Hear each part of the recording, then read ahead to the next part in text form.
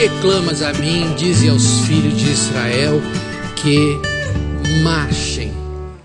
Eu quero lhes falar hoje sobre o tema, o lado B de um milagre. Cientistas de vários países se reuniram para realizar um milagre. Fazer uma mulher de 90 anos dar à luz um bebê.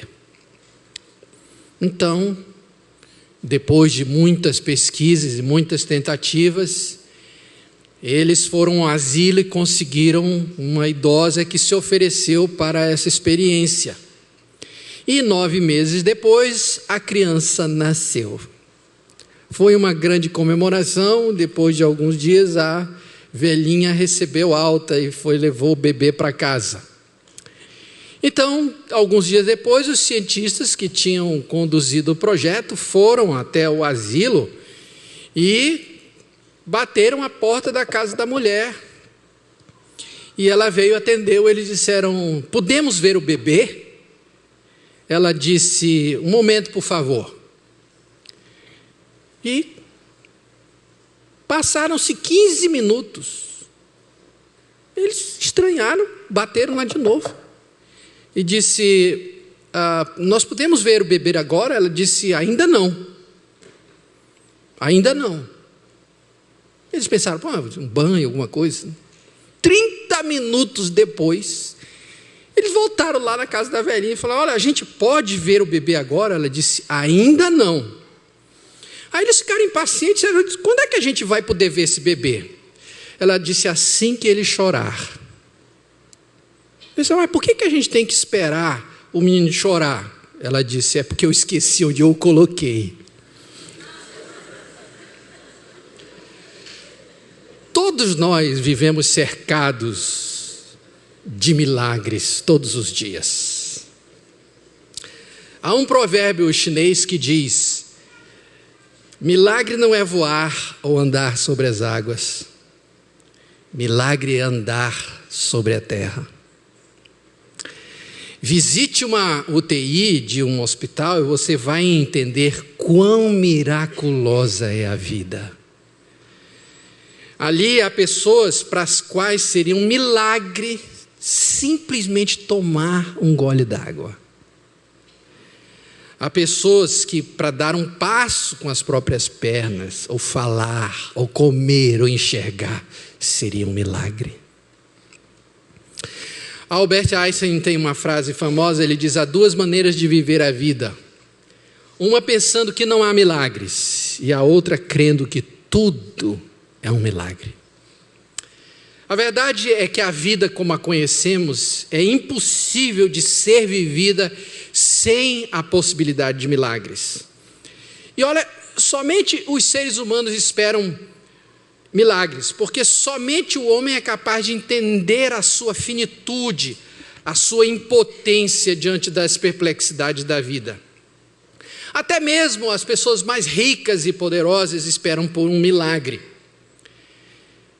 A Corina Schumacher,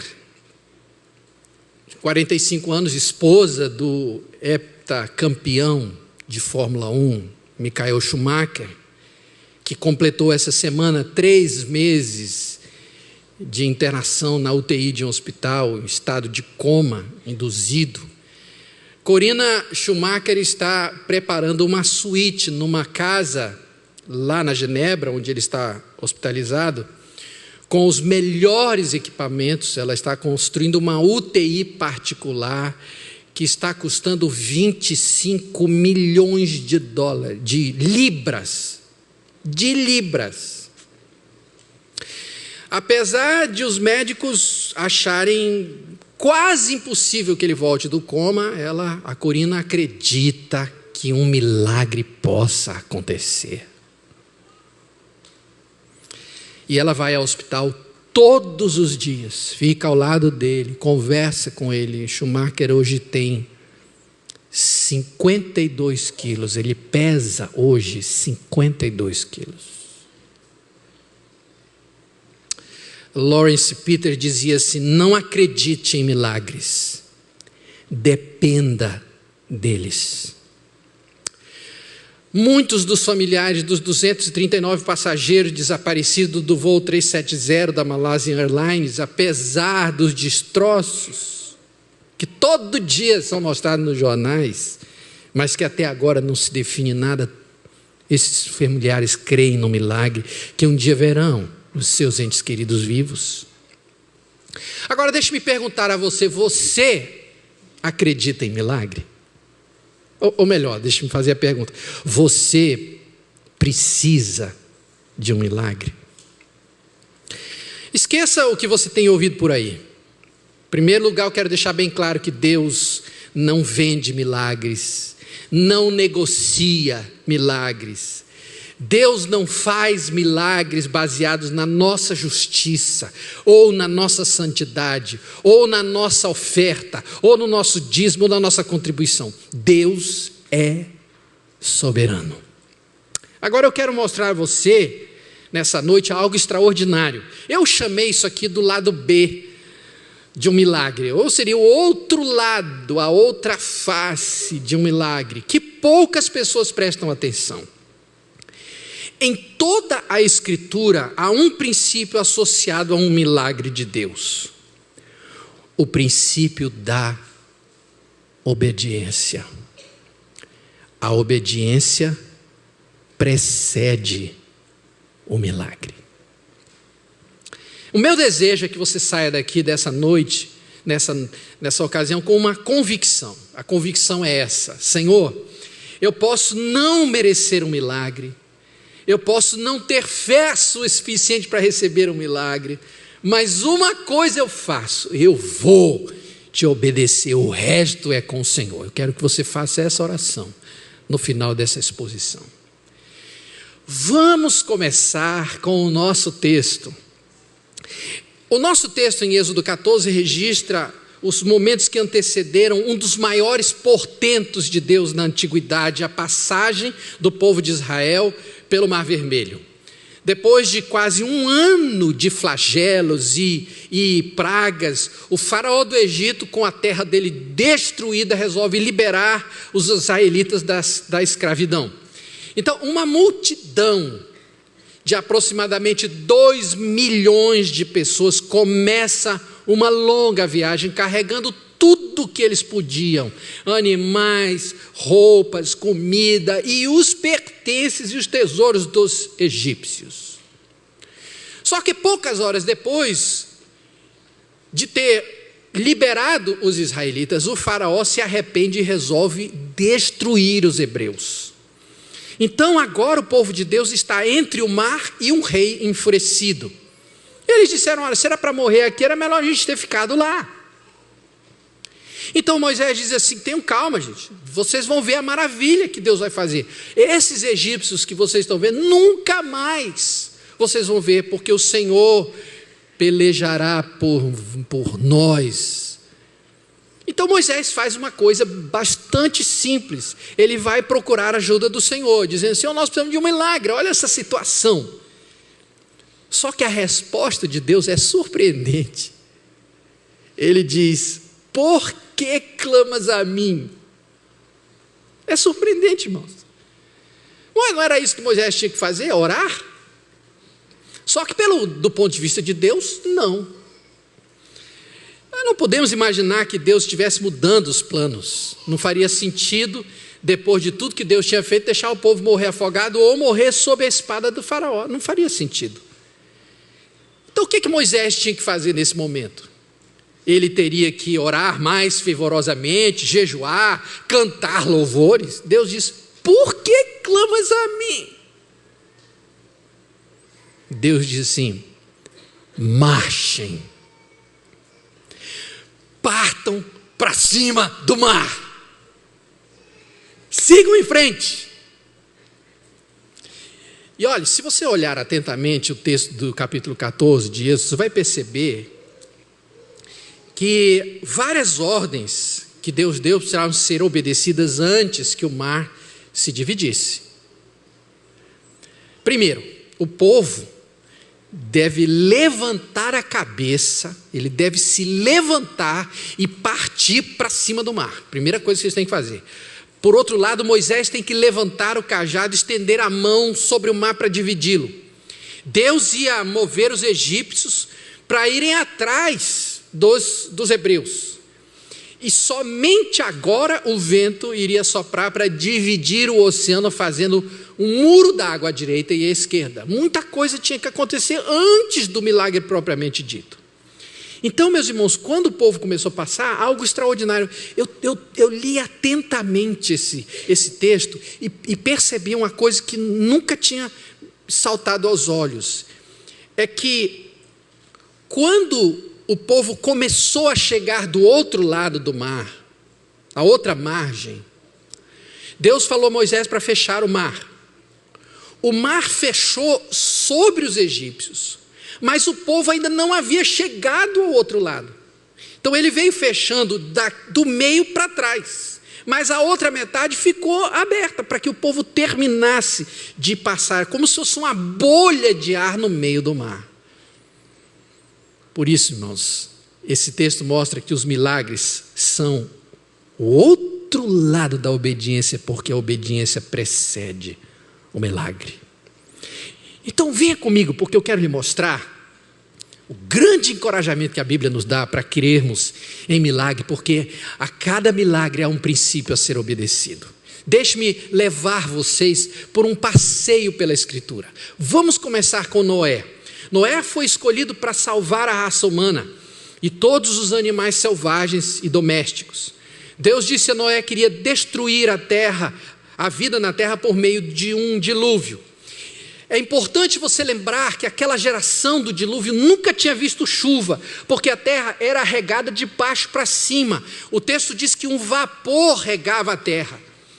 Aí Deus chama a Noé e diz assim: faze uma arca de tábuas de cipreste, nela farás compartimentos e a calafetarás com betume por dentro e por fora.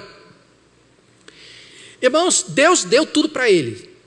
Deus deu a Moisés o plano, as medidas, as proporções todas.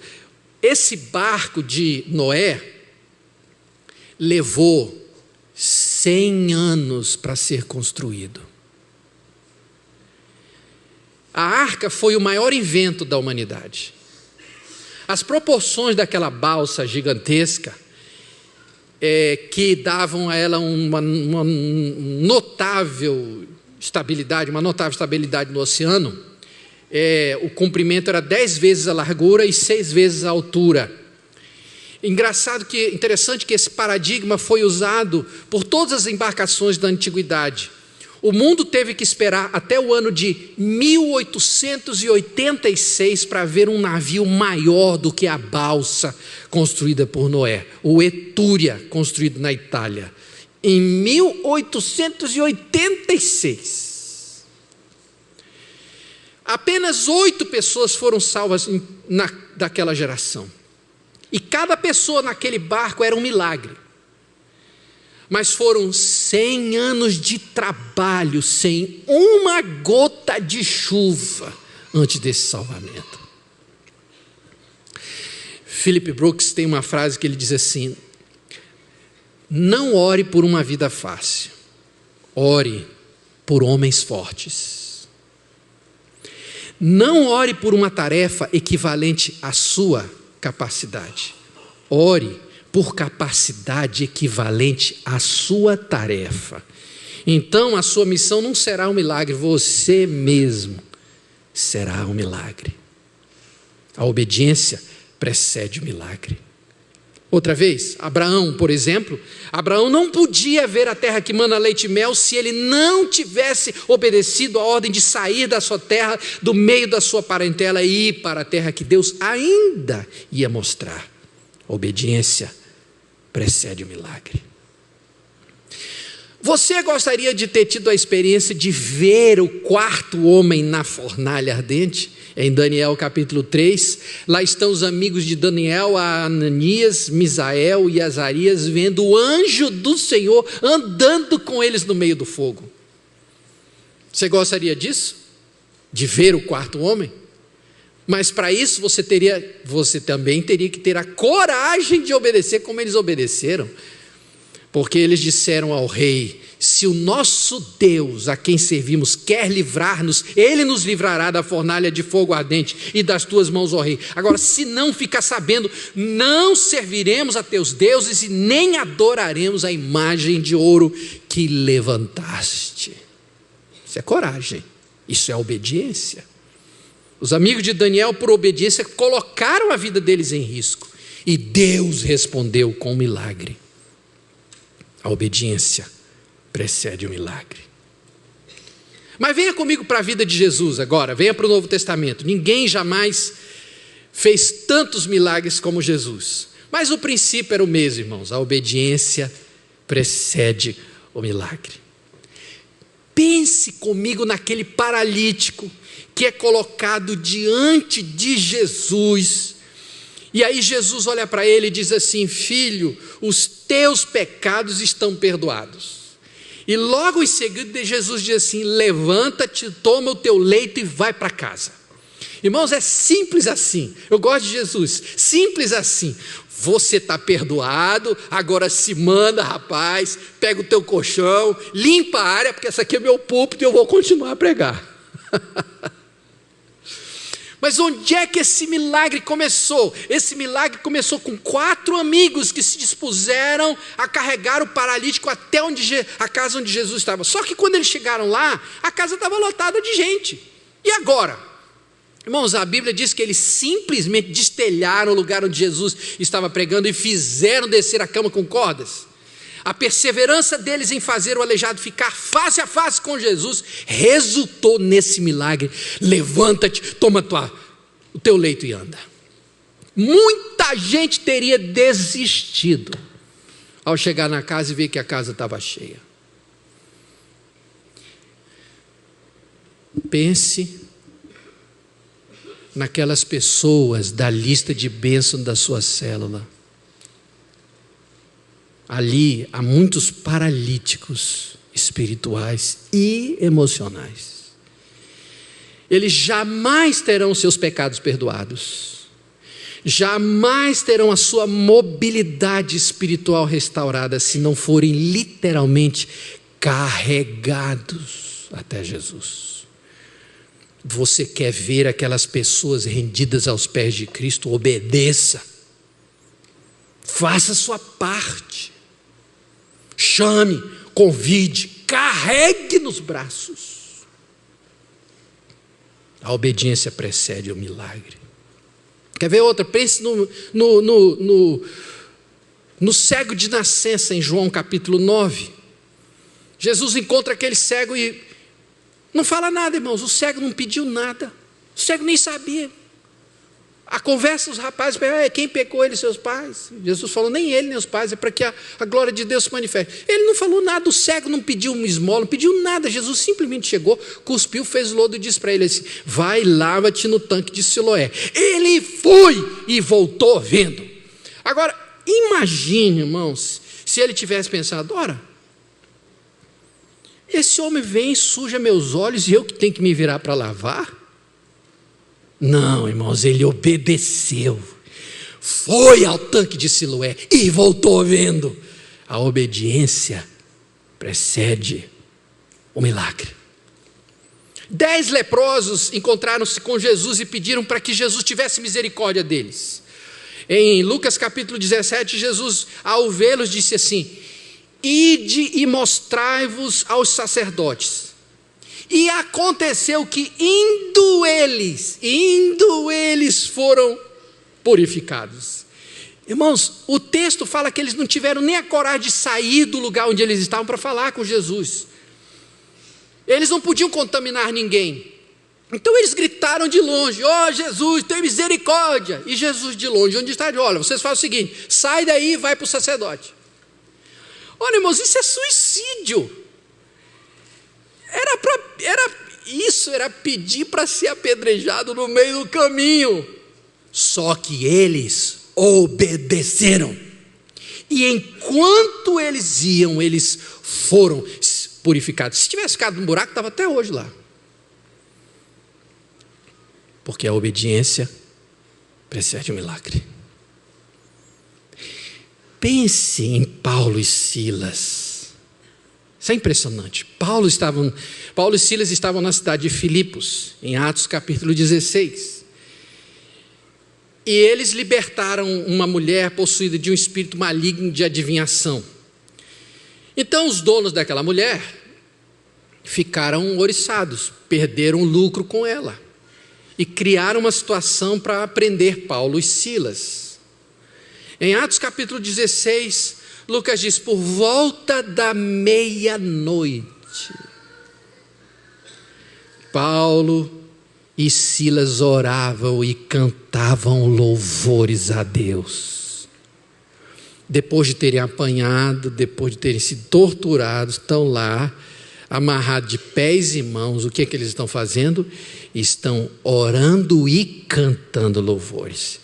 Olha, irmãos, eles não têm a menor ideia do que Deus está para fazer. Eles nem sabem se Deus tem algum plano de fazer algo extraordinário. Mas uma coisa eles sabem fazer: em obediência, eles estão orando e louvando ao Senhor. E nesse momento, nesse preciso momento, o milagre acontece. A Bíblia diz em Atos capítulo 16, verso 26, de repente sobreveio tamanho terremoto que sacudiu os alicerces da prisão, abriram-se todas as portas e soltaram-se as cadeias de todos. Porque a obediência precede... Não ouvi. A obediência precede o milagre. Agora eu quero mostrar o lado prático dessa doutrina para vocês. Quantos de vocês que estão aqui acreditam que algumas situações da sua vida só se resolvem através de um milagre? Levanta a mão. Tá, então olha só.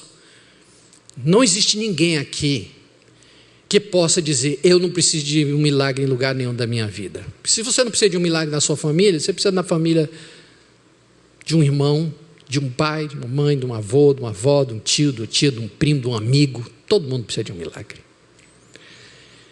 Agora eu vou começar por aqueles que precisam de um milagre na área de saúde.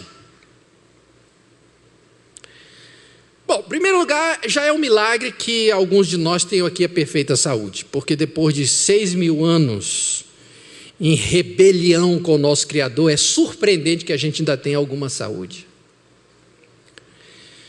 Agora, eu creio que todo crente deve ter uma saúde melhor do que o incrédulo. E eu vou mostrar por quê. Por várias razões. A primeira, irmãos, é que o crente tem o seu prazer na lei do Senhor e nela medita dia e noite. Você sabe por que a gente fica doente? Porque a gente fica doente por causa de um desequilíbrio no nosso sistema imunológico. Um dia eu perguntei a um médico, ele disse assim, que a doença é uma alteração no sistema de defesa. E aí eu falei: ué, como é que isso altera? Ele falou: vários fatores, né? Entre eles ele falou a tristeza, a raiva, a ansiedade, o medo e o pecado. Olha que interessante. Quer dizer, se o seu sistema imunológico estiver saudável, todos esses bichos estão aí no ar, está em contato com todo, até dentro de nós. Mas se o seu sistema estiver em ordem, ele está batalhando e está defendendo você. Mas se o sistema imunológico tiver um desequilíbrio, os bichos atacam e começam a fazer a festa. Então, quando nós paramos no domingo, ou em qualquer dia da semana para descansar e santificar, nós estamos aplicando saúde para os nossos corpos, porque eles foram feitos para trabalhar 6 dias e parar 1. Isso é saúde, sabia disso? Outra fonte de saúde para o crente, que nos coloca em vantagem sobre o incrédulo, é a alegria em Deus. Por favor, abra sua Bíblia comigo no livro de Abacuque. Olhe Abacuque capítulo 3, verso 17 e 18.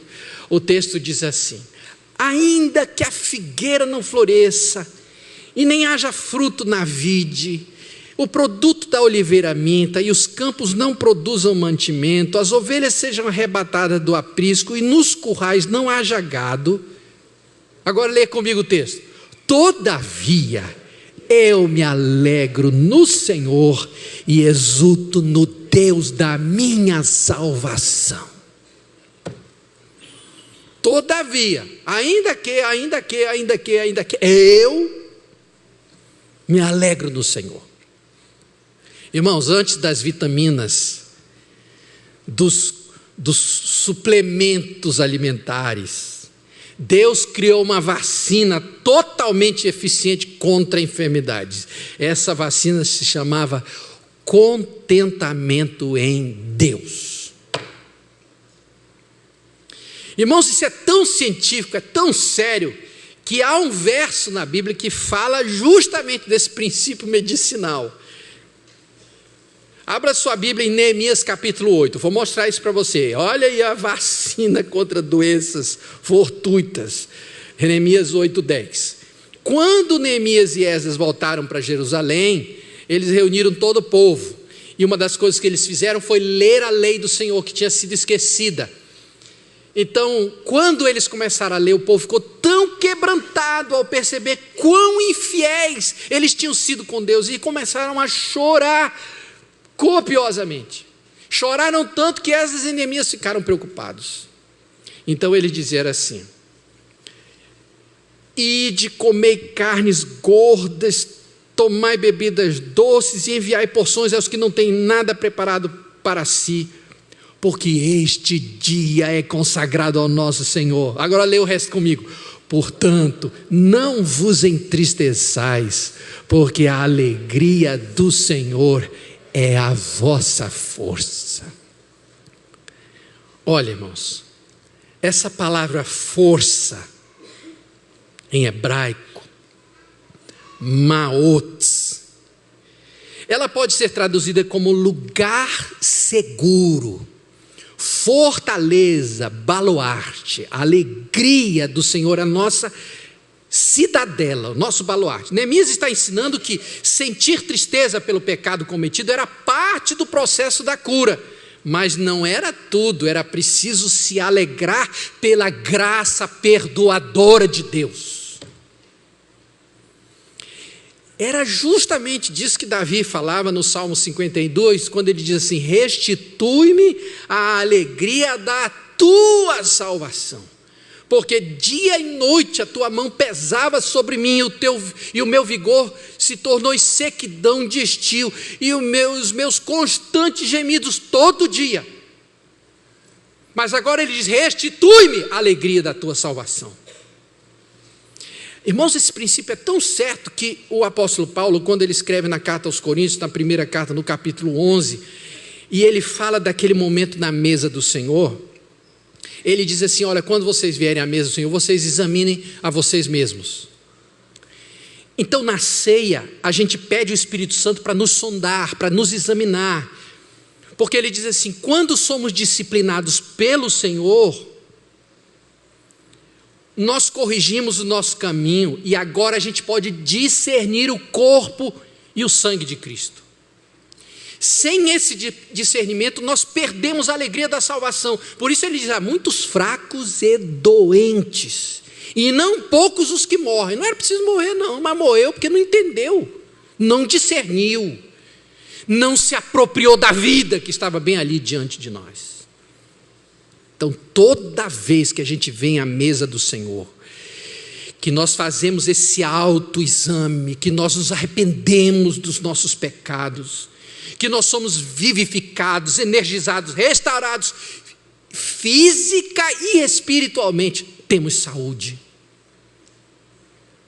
Então, por que ficamos doentes? Porque muitos crentes ignoram coisas simples, como higiene, alimento pessoal. Outros se entregam a excessos, comem demais, bebem demais, trabalham demais, se exercitam demais, dormem demais. Mas por que um crente fica doente? E quando um crente fica doente, qual é a esperança dele? Em que ele pode se agarrar? Por favor, abra sua Bíblia no 2º livro das Crônicas, no capítulo 7. Deixe-me mostrar isso.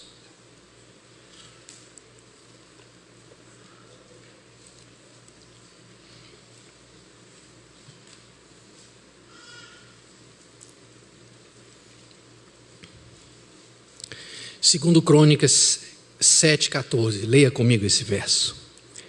Se o meu povo, que se chama pelo meu nome, se humilhar e orar e me buscar e se converter dos seus maus caminhos, então eu ouvirei dos céus, perdoarei os seus pecados e sararei a sua terra. Glória a Deus por essa palavra, irmãos.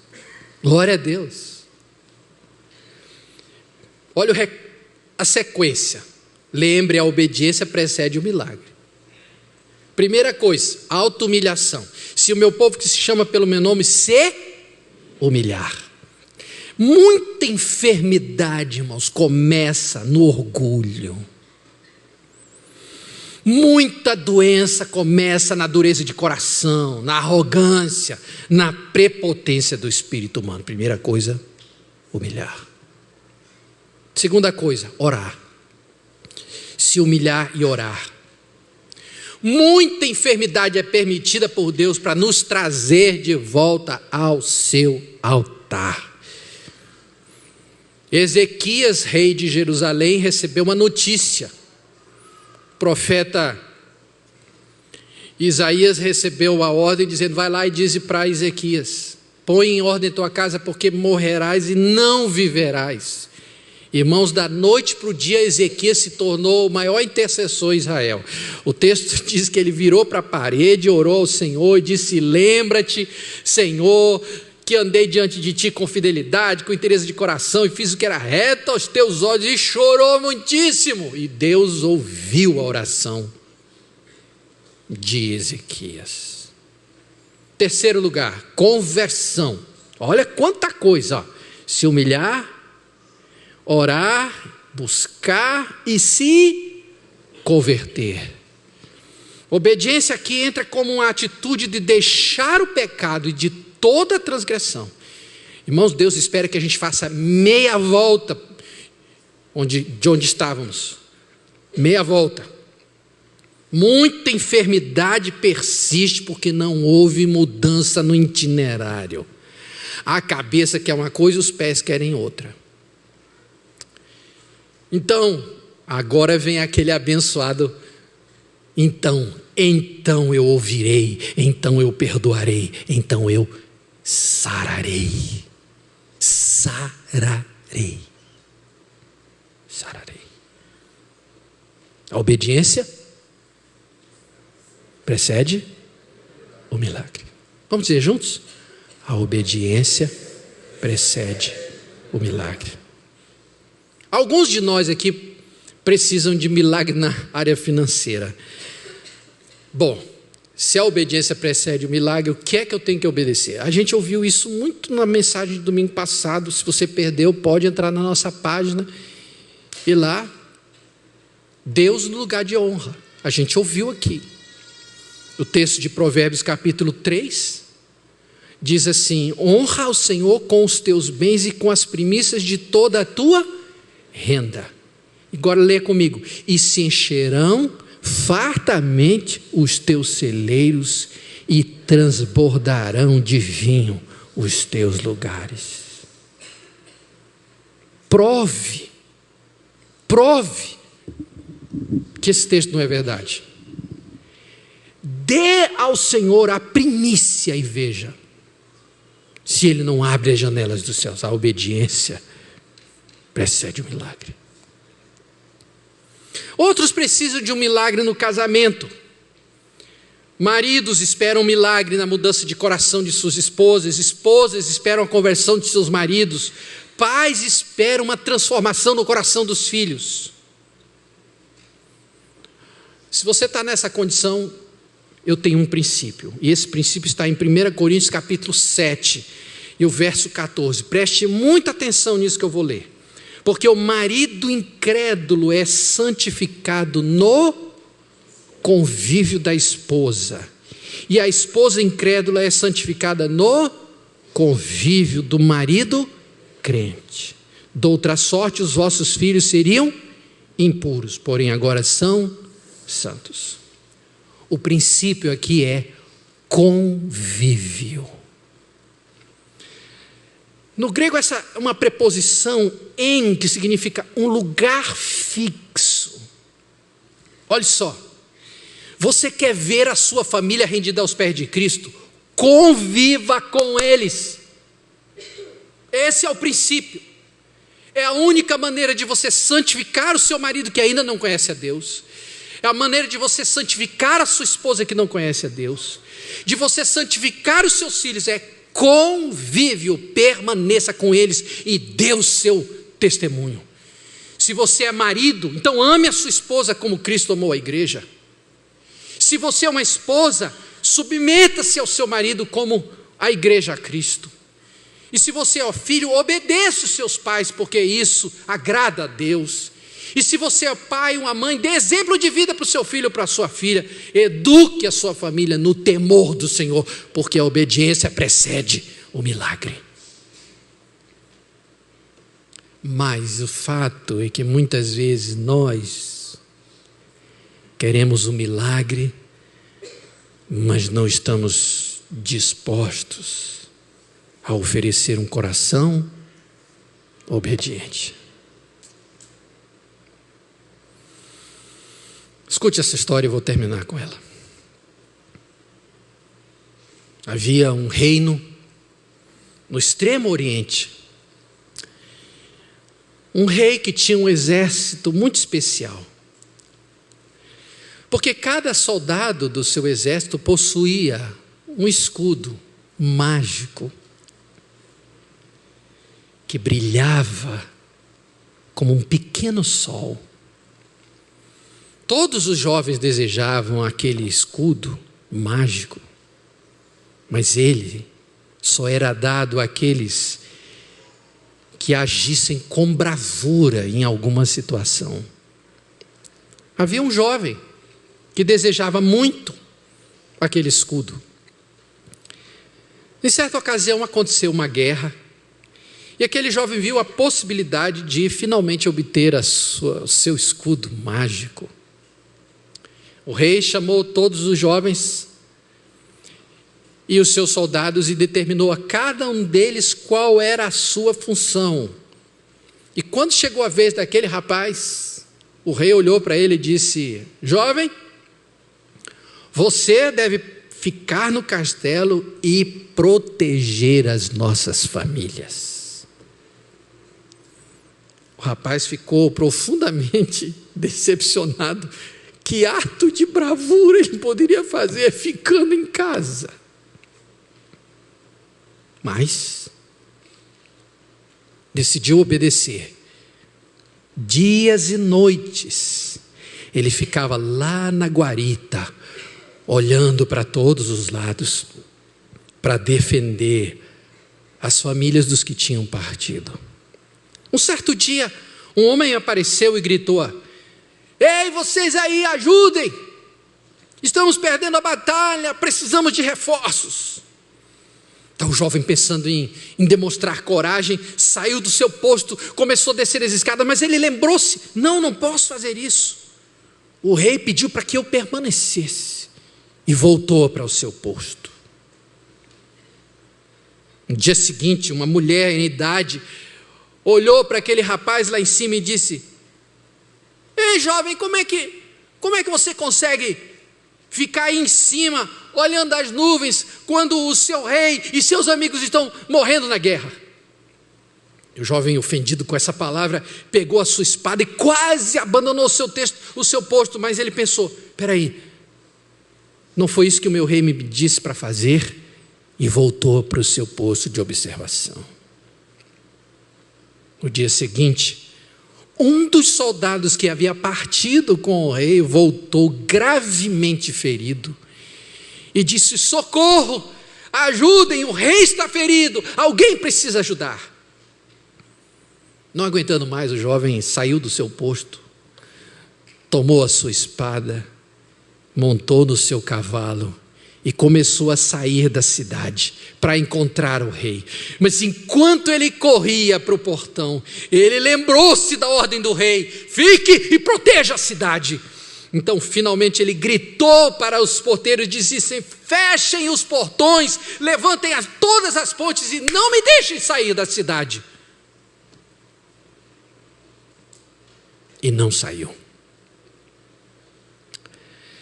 Dias depois, o rei voltou da guerra. O povo correu para recebê-los. Estava ferido, mas bem. Os soldados que voltavam com o rei, todos traziam o seu escudo mágico que brilhava como um pequeno sol. Só que de repente, todos os soldados, inclusive o rei, passaram a olhar aquele jovem soldado. Porque o escudo do guardião da cidade brilhava mais do que todos.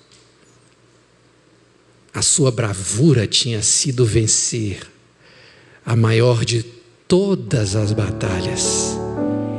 Ele havia vencido a si mesmo, mantendo obediência ao rei. Se alguém quer vir após mim, negue-se a si mesmo, tome cada dia a sua cruz e siga-me, porque a obediência precede o milagre.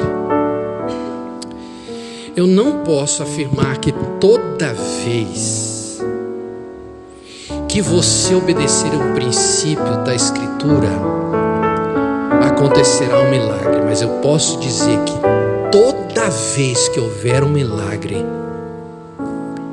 ele é o outro lado da obediência. Você precisa de um milagre. Deus quer fazer milagres nessa noite, em resposta à nossa obediência.